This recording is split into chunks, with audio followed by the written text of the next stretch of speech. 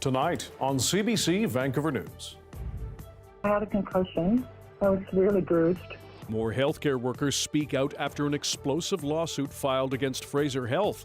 Two nurses detail the violence they say they've endured on the job. It has escalated dramatically. Plus, there is no proponent.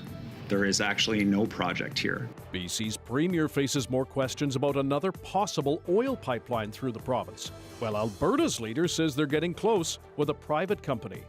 And we certainly support the need for BC Ferries to get vessels fast. On the federal government side, the vessels we're building are urgently needed as well. As BC Ferries looks to China to build its new vessels, we visit a North Shore shipyard busy constructing Coast Guard and Navy boats. This is CBC Vancouver News.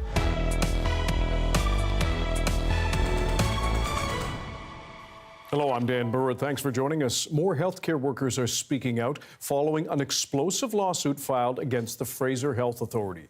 Now, two nurses are sharing details of the violent attacks they say they have endured. As Michelle Gassoub reports, the two say they can no longer stay silent because they fear for the safety of their colleagues and patients.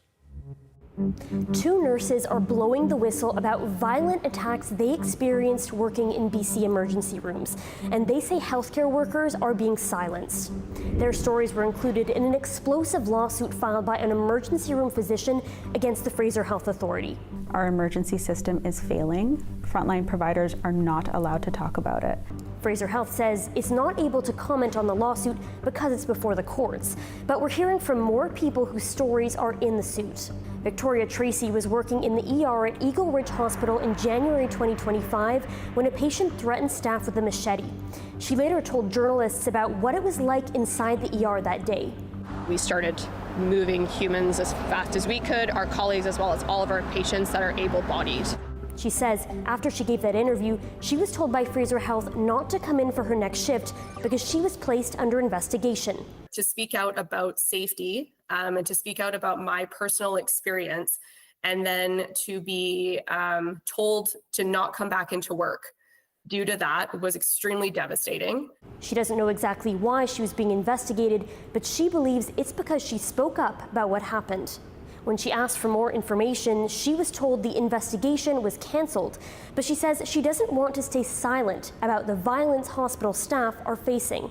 None of us were ever expecting that this type of violence would occur in our careers. It has escalated dramatically, even since I have become a nurse. The incident is listed in the lawsuit against Fraser Health as one example of a toxic workplace where staff fear speaking out or advocating for themselves and patients due to a culture of retaliation against those who do. A second nurse is also speaking out about a violent attack she says changed her life. Arden Foley was kicked in the head by a patient in November 2024 and suffered serious injuries, including a dislocated jaw. Her story is also in the suit. I had a concussion. I was severely bruised on my face. My ear was completely swollen and bruised, my neck, and I've had post-traumatic stress syndrome. She says after 46 years of nursing, she's leaving the profession because of the attack. Losing my identity as a nurse was what this incident had cost me. I just, lost my identity with my career, and now it's over. The BC Nurses Union says WorkSafe BC claims connected to violence for nursing staff climbed from 29 a month in 2016 to 43 a month in 2024. That's a 48% increase. In a statement, Fraser Health denies the allegations made by Tracy, saying it did not suspend the agency nurse involved, nor did we initiate an investigation into their conduct. It said in March 2025 it increased security in the emergency department at Eagle Ridge Hospital in direct response to recent violent incidents. Michelle Gassoub, CBC News, Vancouver. Premier David Eby is facing more questions about another possible pipeline through this province. It comes as the Prime Minister pushes nation-building projects, and Alberta's Premier insists a private proponent is waiting in the wings. Katie DeRosa has more. Premier David Eby appears to have softened his opposition to another oil pipeline through BC. Here's what he told CBC's Rosemary Barton when asked about the gulf between Alberta's premier, who is pushing for another bitumen pipeline, and BC's stance. I think it's a simplification and not quite right to say that I've said no. We've supported Alberta, Manitoba, Saskatchewan with a trade corridor from Manitoba right through to Prince Rupert. It could include energy projects. It could potentially include a heavy oil pipeline project. What he is opposed to is any federal cash to pay for one. On Wednesday, Eby twice refused to say whether he would support a second oil pipeline through BC if it's privately paid for. I won't speculate. There is no project. There is no proponent. Alberta Premier Danielle Smith insists there is one. We've been in active conversations with many pipeline companies, and I feel like we're pretty close to having either one or a consortium come forward. Some First Nations leaders and former politicians say they're concerned by Eby's stance. With Premier Eby's new tone, if I can say that, on pipelines, you know, we do see a shift, and it's notable.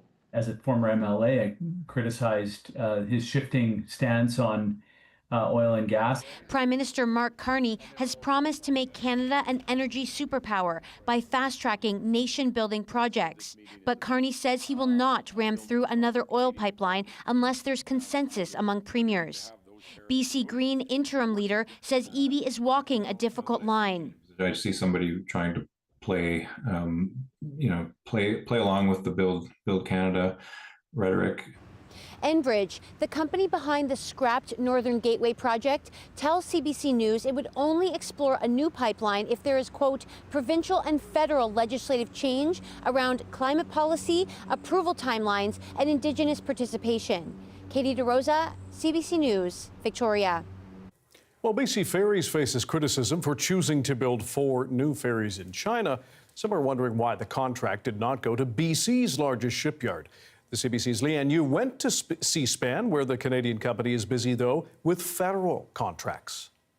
C-SPAN here in North Vancouver is one of 3 shipyards in Canada working on national shipbuilding strategy contracts. They're currently building Navy and Coast Guard vessels. Today, we're getting a look at what's being built in the yard. C-SPAN is booked with federal ship projects like these for the next few years, far past BC Ferries' intended launch date of the first of its 4 new vessels in 2029. We certainly support the need for BC Ferries to get vessels fast. They need that.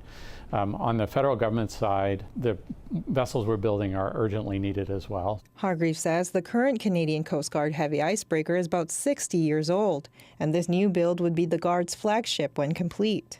Meanwhile, the Royal Canadian Navy's been operating without support ships at all. C-SPAN's now building 2 for their fleet.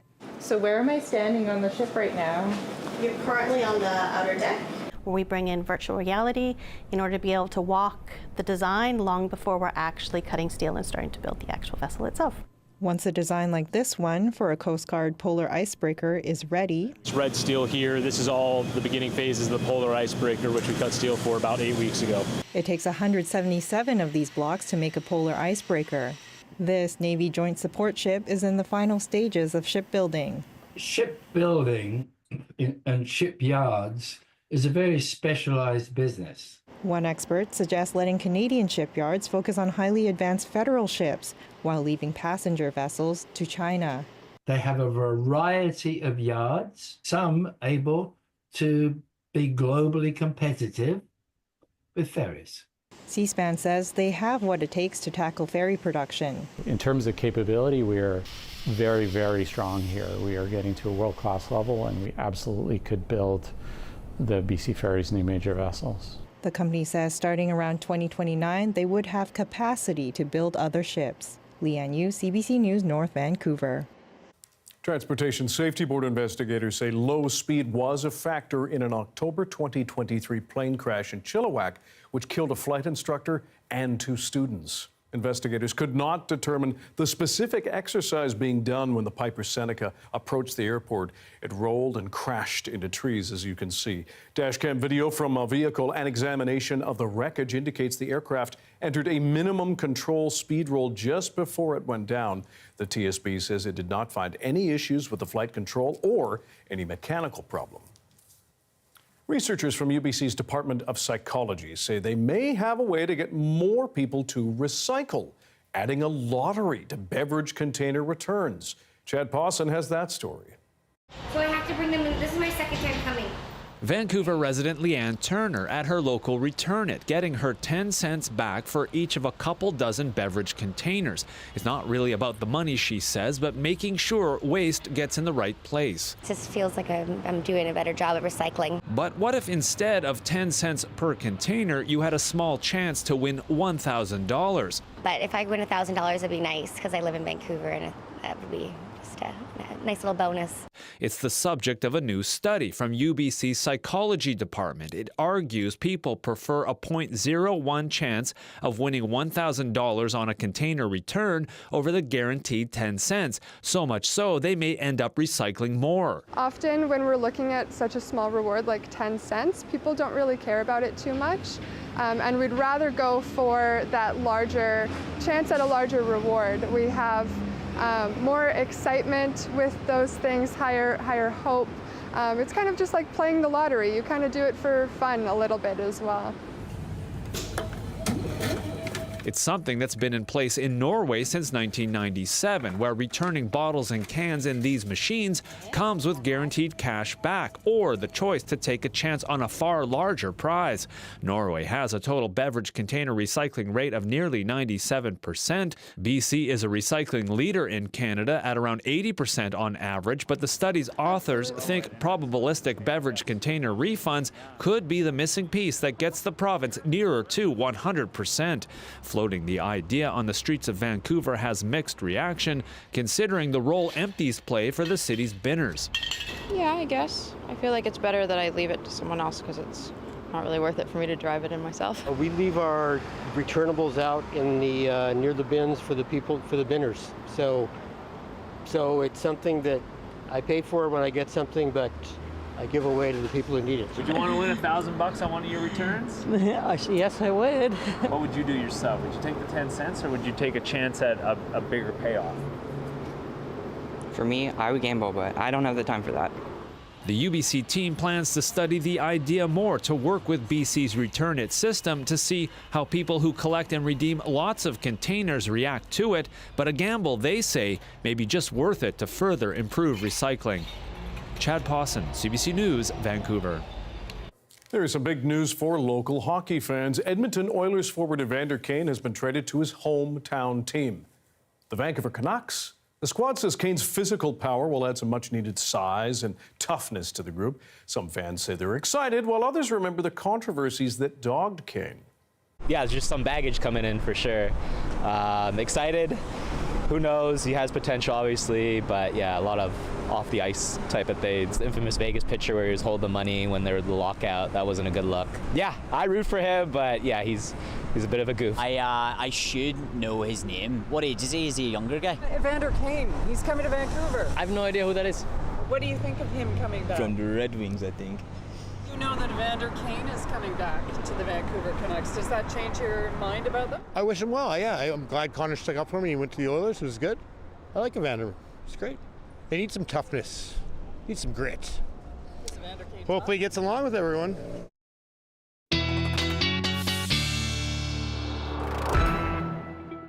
Darius Madavia is off, so meteorologist Wesla English joins us with the BC forecast. And storms, what have we got? Yes, we did see some storms rolling through parts of the BC interior today. In fact, we are going to see those storms continue to be in the forecast for tomorrow for the BC interior. As for the Vancouver area, Metro Vancouver did see the spotty showers this morning, and then things fizzled out a bit. The clouds stuck around, though, and this drier spell will be brief. We will have more showers moving through many parts of the BC coastal areas tomorrow. Here's a look at the 500 millibar chart. It's a good indicator of what kind of air mass is over us, and we won't really see any significant changes until this weekend. But all that orange you see on the screen, that represents the warmth that is going to be building in for the weekend. Okay. Thank you, Wesla. Thank you. Too close for comfort. Increased cougar encounters have some officials choosing to evacuate areas and close trails. We'll look at what might be behind the rising run-ins after the break.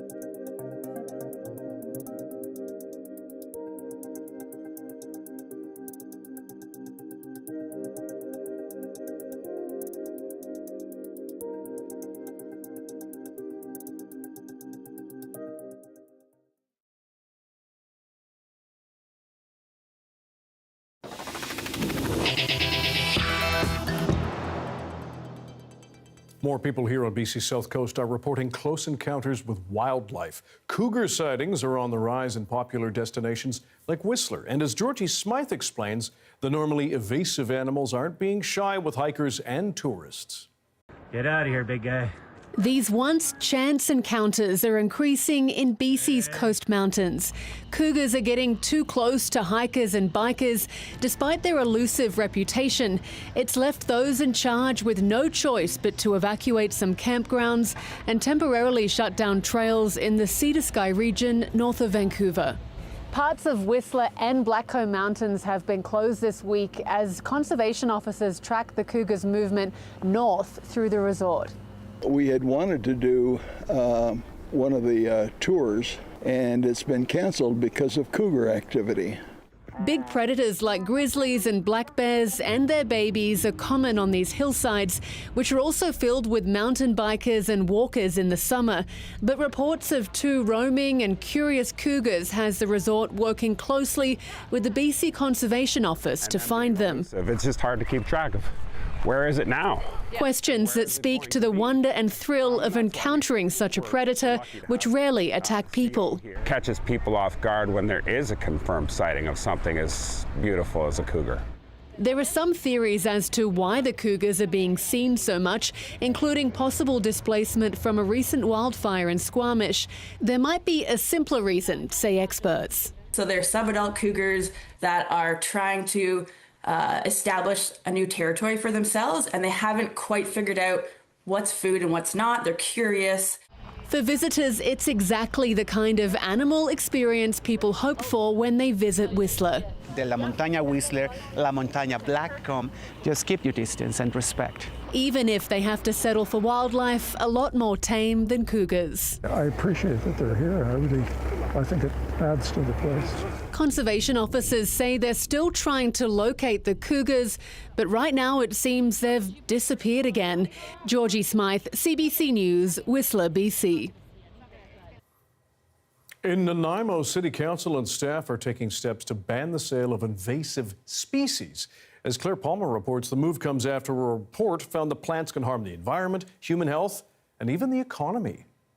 This is foxglove, and while it might look pretty soon you won't find it in the garden shops of Nanaimo if City Council has its way. These plants are very aggressive. They choke out our natural native species and they start to take over, and they can even kill trees and block water courses. And so, instead of spending all this time removing these plants, which of course we're going to need to keep doing, we also need to go upstream and help them from getting into the environment in the first place. City Council and staff voted on Monday and unanimously agreed to create a bylaw to ban the sale of invasive plants in city limits. Experts warn that over 60% of invasive plants are intentionally planted. We want people to be aware of what they're buying, what they're selling, and what we're gardening with, so that we can actually prevent the release of more invasive plants into the environment. Invasive plants include things like Japanese knotweed, giant hogweed, Himalayan blackberries, English ivy, Daphne, and Scotch broom.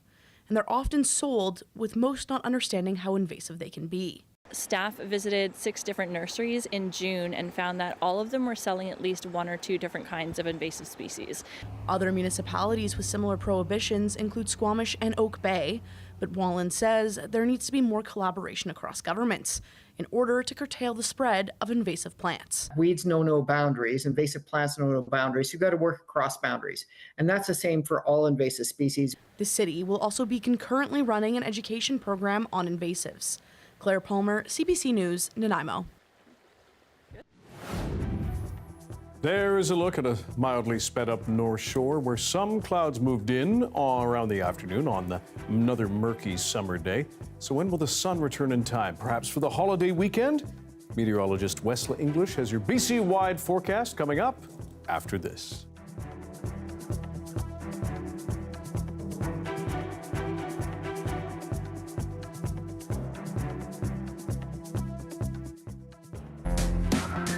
This is Vancouver is a new CBC podcast where we explore the issues, the stories, and the people that make this place home.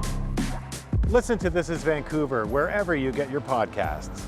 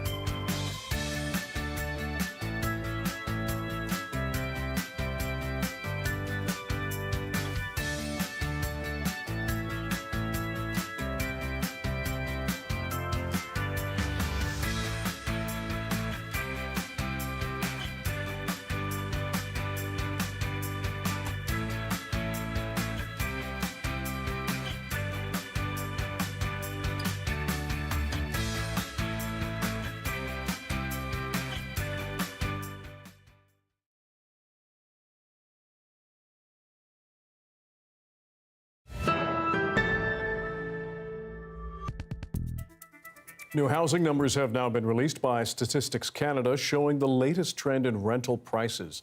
While prices remain high in big cities compared to before the pandemic, they're heading in the right direction, at least for renters. Nisha Patel explains. Vancouver is the most expensive city for renters. A two-bedroom apartment there costs more than $3,100 a month. Toronto coming in a close second. Still, compared to a year ago, rents are lower. I currently am getting a deal and I'm never going to leave. I think there's less demand. In a new study, StatsCan tracked asking rents to get a better picture of the current market. In Vancouver and Calgary, the average rent for a two-bedroom apartment dropped 8% in the first 3 months of this year, compared to the same time a year ago.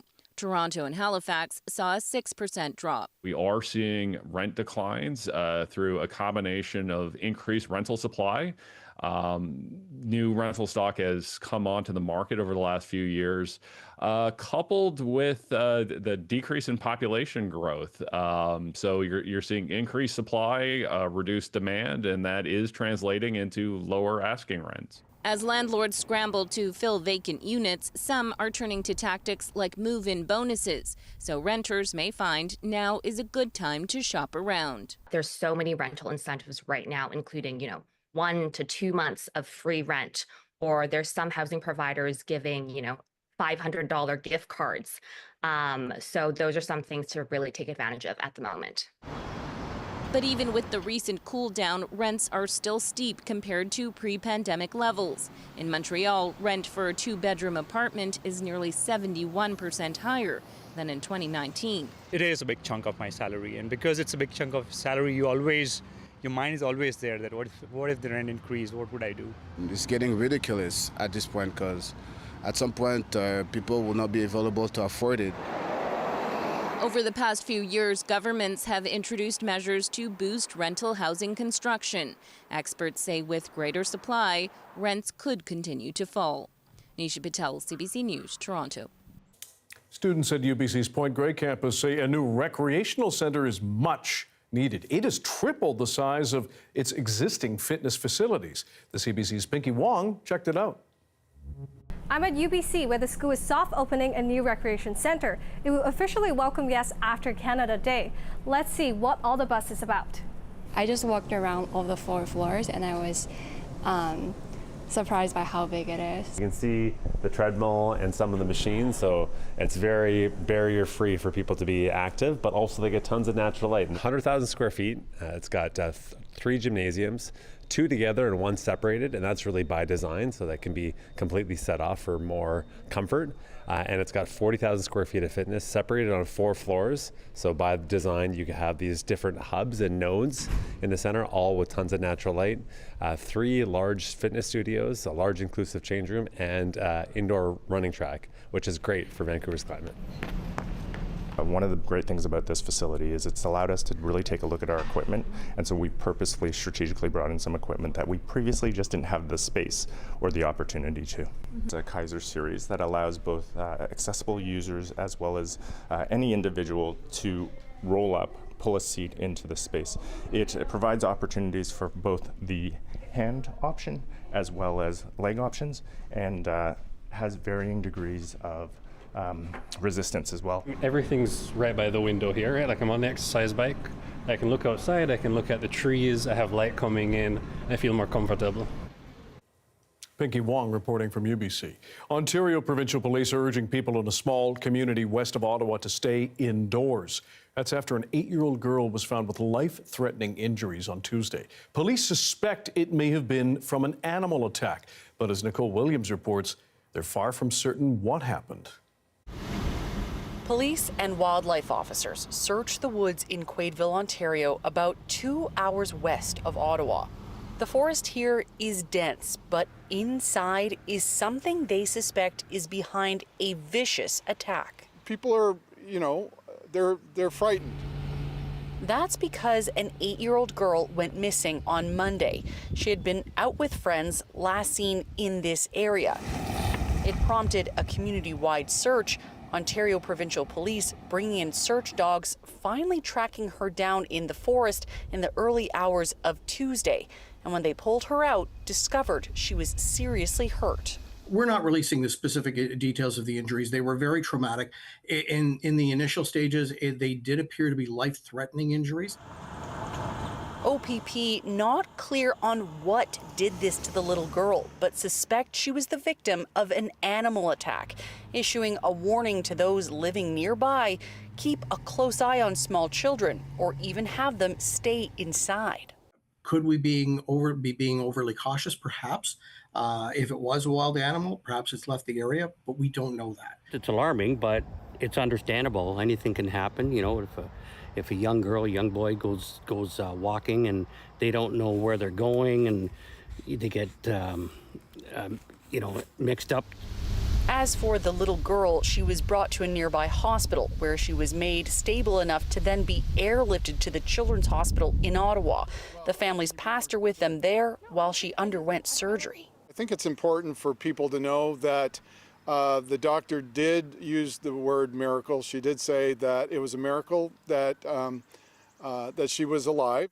Officials say an investigation into exactly what happened is ongoing. There will be DNA testing to determine if and what kind of animal may have been behind the attack. The residents in this area say they are both extremely relieved that this little girl was found alive, but their minds are far from being put at ease. Nicole Williams, CBC News, Quaidville, Ontario.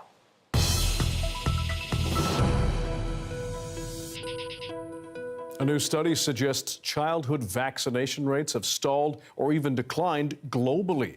But those gaps depend on where you live. Some vaccine-preventable diseases, like measles, have already made a resurgence in Canada. And as Jennifer Yoon explains, experts worry even more could follow. At the Saskatoon Refugee Clinic, part of the job is offering childhood vaccinations to newcomers who need them. We don't see a lot of vaccine hesitancy.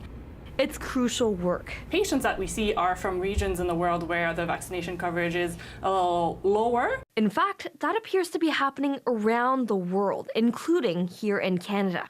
According to a new study published in The Lancet, vaccination rates against diseases like diphtheria, measles, and polio have slowed or declined since 2010.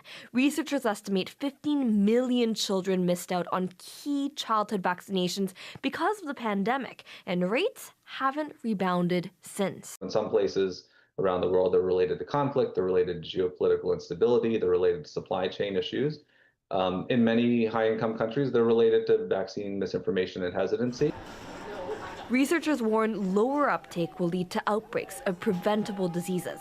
Canada is already seeing a record-breaking measles outbreak. One solution, targeted vaccination campaigns for vulnerable populations. They live together in bunkhouses, they work together in enclosed areas.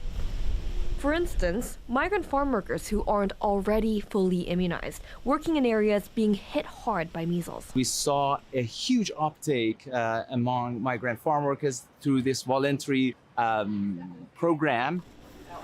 But researchers say the situation won't fully turn around until health authorities start convincing those who won't get vaccinated. So new strategies are needed to encourage people to listen to trusted and reliable voices, including their healthcare providers, about vaccination. The World Health Organization has set certain targets for 2030. Researchers say achieving those will take a huge push from governments around the world. Jennifer Yoon, CBC News, Toronto. BC's Premier also encouraging people to get vaccinated following an uptick in measles cases in this province. Measles is no joke. It kills kids. It's a preventable disease, and we don't want that to be the story of the summer for our province. The BC Centre for Disease Control says 49 cases have been reported here so far. Several were confirmed yesterday, including possible exposures on several BC Ferries sailings and at Tsawwassen Terminal.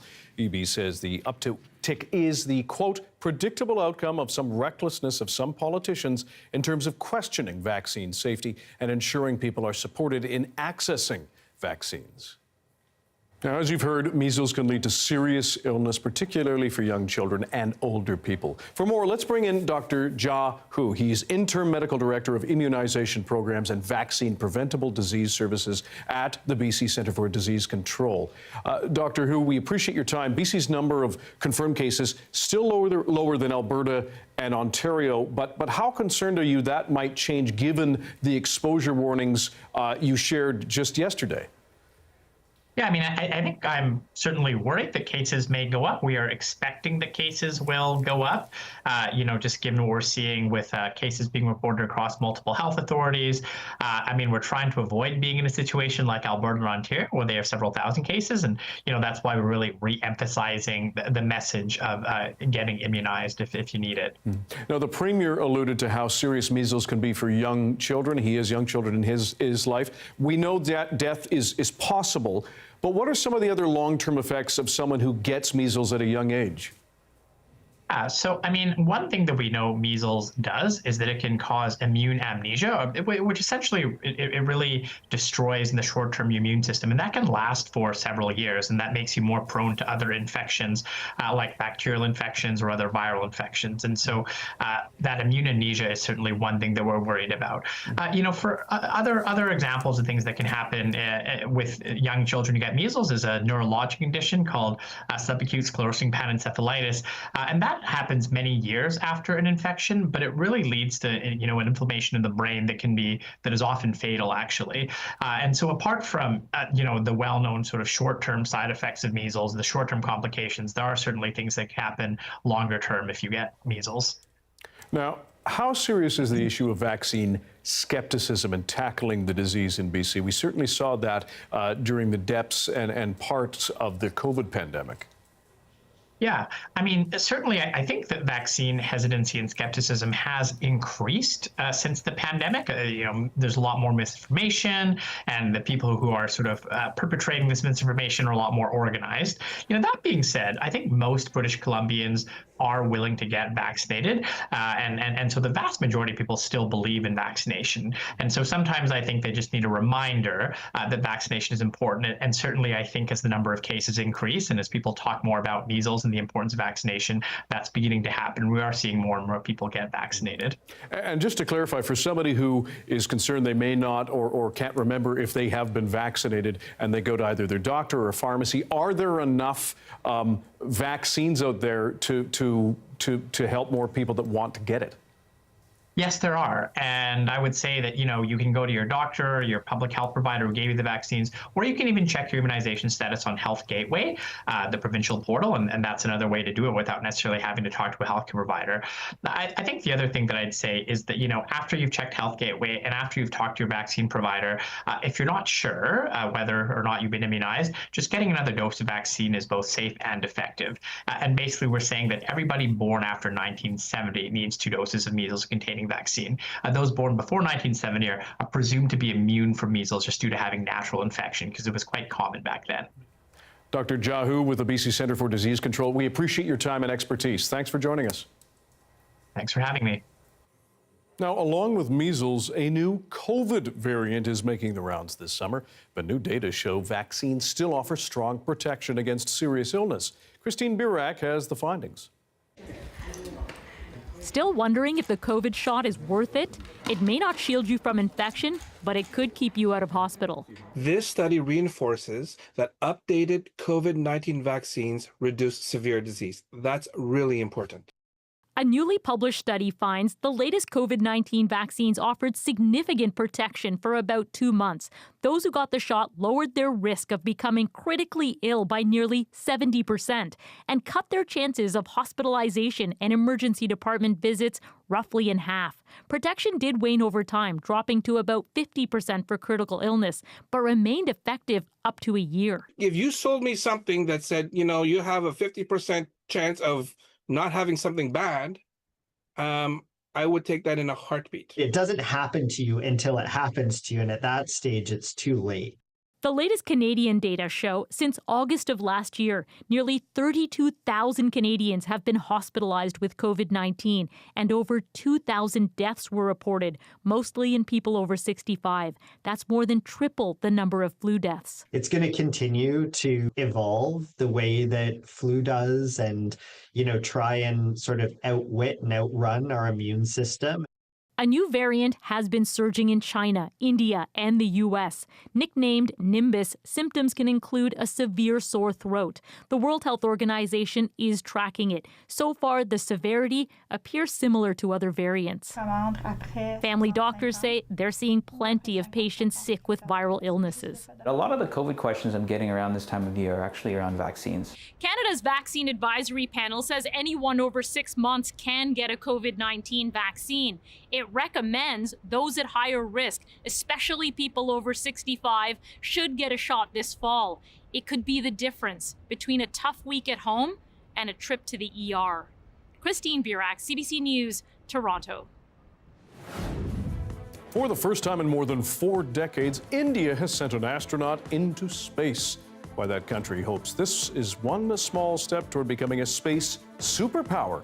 Stick around.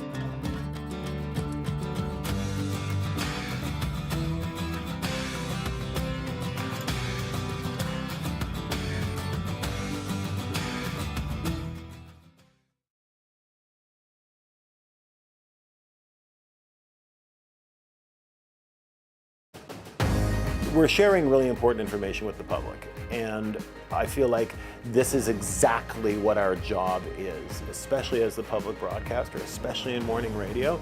That's incredibly important.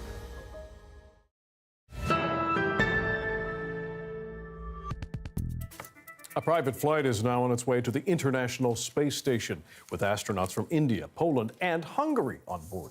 It's the first time in decades those three countries have had a citizen in space, and India especially is celebrating. As Salima Shivji shows us, there's hope that country's new astronaut will inspire an entire nation to reach even higher. 2, 1, ignition. A long-anticipated launch. A new chapter in space takes flight. On board, astronaut Shubhanshu Shukla, the first Indian to go to space in 41 years. It took months of meticulous training to get to this day. Now take a breath and hold.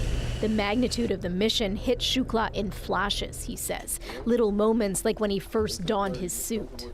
You know, when I wore that spacesuit and I saw that Indian flag on my shoulder, you know, you take a pause at that time and you think about this, that how big this is. I understand that it's a huge responsibility for me to, you know, inspire an entire young generation through my mission. Inspire and motivate. Words used often as India talks up its space accomplishments. Liftoff normal, P1 tracking. The Chandrayaan-3 mission nearly 2 years ago was a big success.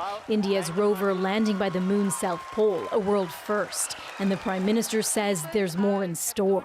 India's space journey is not about racing others. It is about reaching higher together. The plan is to have India's own space station orbiting Earth in 10 years' time, and an Indian astronaut walking on the moon by 2040.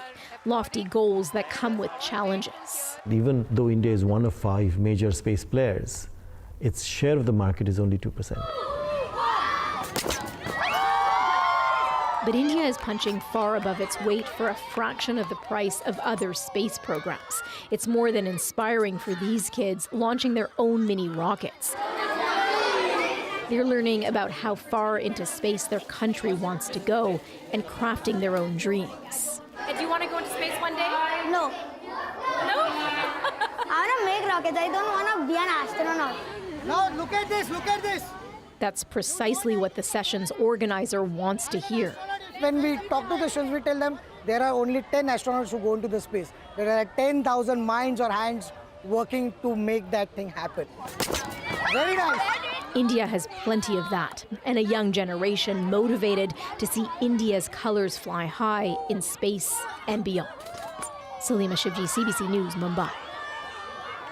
The weather update is brought to you by BC Cancer Foundation. Support BC Cancer Foundation by leaving a gift in your will and join our 90-year legacy of driving life-saving innovations. Meteorologist Wesla English is here with the BC-wide forecast, and we have some better news on the wildfire front, Wesla. Yes, just wanted to show everyone the BC fire danger rating map because we've had below seasonal average temperatures for some areas across the BC interior. We have seen improvement, as you can see on the map, where it is green, that's a low fire danger rating, and even some very low still on the board for parts of the BC interior. Now, this might change as we head into next week when Darius is back. I'm sure he'll keep an eye on it for you. But we do have a ridge of high pressure that is going to build in over the weekend for the southern half of the province, and that will bring some heat for the weekend and into early next week. Here is a look at the satellite and radar. We've been talking about a flow from the west for a few days now, and this will continue into tomorrow and a part of Friday. But again, changes are ahead for the weekend, the precipitation forecast. So not only will we see clouds over the coastal areas, but a pretty decent chance of rain or showers for Thursday for the coastal areas as we get another push of moisture in from the Pacific. Here are the temperatures you can expect tonight across British Columbia, staying near seasonal for most regions, even a little bit below seasonal for other regions. And what we usually expect from a westerly flow is near seasonal temperatures. Here's a look at what you can expect tomorrow, starting off for the northern half of the province, wet in Prince Rupert, highs of 14 degrees, Bella Coola, highs of 16 degrees there, also wet for the central coast. For the southern half of the province, mid-20s for a high for the BC southern interior. We saw a storm roll through Kelowna at 5 o'clock tonight, and we will see that risk of a thundershower once again for tomorrow for many parts of the BC southern interior. Here's a look at what we can expect over the next 5 days for the Okanagan Valley. Slight chance of a shower tomorrow. Again, tomorrow is kind of a transition day. Once we get into Friday and Saturday, things will start to stabilize. And then by Monday, temperatures into the low 30s when that ridge of high pressure builds in. You too in Metro Vancouver will also see some heat once we get into early next week and see the inland sections mid to upper 20s by Sunday and Monday. We will continue to see showers for the south coast tomorrow. We'll see that increasing risk, drier in the morning, and then a bigger chance of a shower for Thursday afternoon, Dan. And then Friday, Saturday, Sunday, and Monday, you'll see brighter conditions and a warming trend as well through the weekend. All right, Westla, thanks very much. Thank you. Canada's largest 7-day pro rodeo just kicked off, the Ponoka Stampede, thrilling fans with Western stunts and tricks since 1936. We're going to take you there next.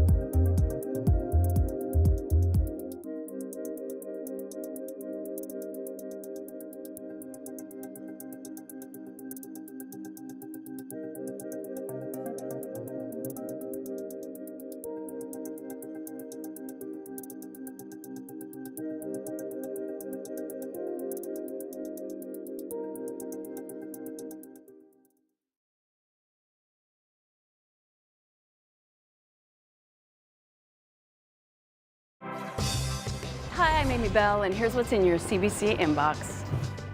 CBC returns as the exclusive media partner of the Squamish Nation Youth Powwow, July 11th to 13th. The family-friendly cultural event welcomes everyone to celebrate Indigenous culture, music, and community. And on July 2nd, CBC's Musical Nooners free concert series returns. Every Wednesday at noon, enjoy an afternoon filled with tunes and talent. Details at cbc.ca/musicalnooners.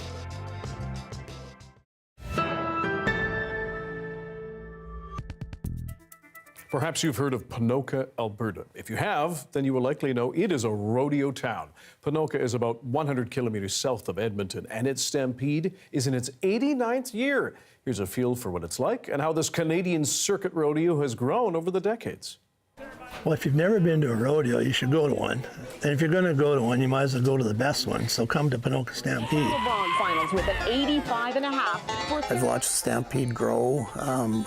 Big time. We're a community of 7,000 people, and during Stampede Week, there's over 100,000 people that come. And over the years, what we'd like to do is put on the best rodeo and the best chuck wagons, quality-wise, that we can. Ponoka Stampede started in 1936. It was just a 2-day stampede at the time type thing, and now we've 7 days and 13 performances, and it's just growing from there. Local people brought the stock, like they had some horses that were hard to ride, or it's part of the rodeos and those meets, like they even had foot races and all those kinds of things back in the day to start. I wish my mother was here. She'd give you a real history lesson, but I remember lots of it and heard lots of the stories. It seems to me like I could remember one of my mom's older cousins saying that he won the saddle bronc one year for $10. You know, when Ponoka Stampede started out, you know, it was a very low amount to win for the Cowboys type thing, and now we got huge money out for the Cowboys. The bull riders are going for $90,000 this year, and the rough stock events are $75,000 per event, and we get the world champions from all over because of the prize money. Well, I think you go up there and look, and you can't imagine that facility being there 90 years ago. So what they had was a corral and a few benches around the corral is what I assume. It's amazing what it's grown into. We're now probably one of the best venues in North America, quite honestly, for an outdoor rodeo. We're pretty proud of it. It's a big time show, but in a small town community. They can bring their families and stay the whole week, and it's free camping and free parking, and the tickets are reasonable. We have over 4,500 RV units camped here for the week, so it's pretty cool. And you get to wear big fun hats. Thanks for being with us tonight on CBC Vancouver News at 6. You can watch this newscast on CBC GM, our free app, as well as on YouTube, and of course our website, cbc.ca/BC. We'll have your next local news at 11 o'clock, right after the National. And our Jessica Chung will be here in the chair as your host for at 6 for the rest of the week. Good night.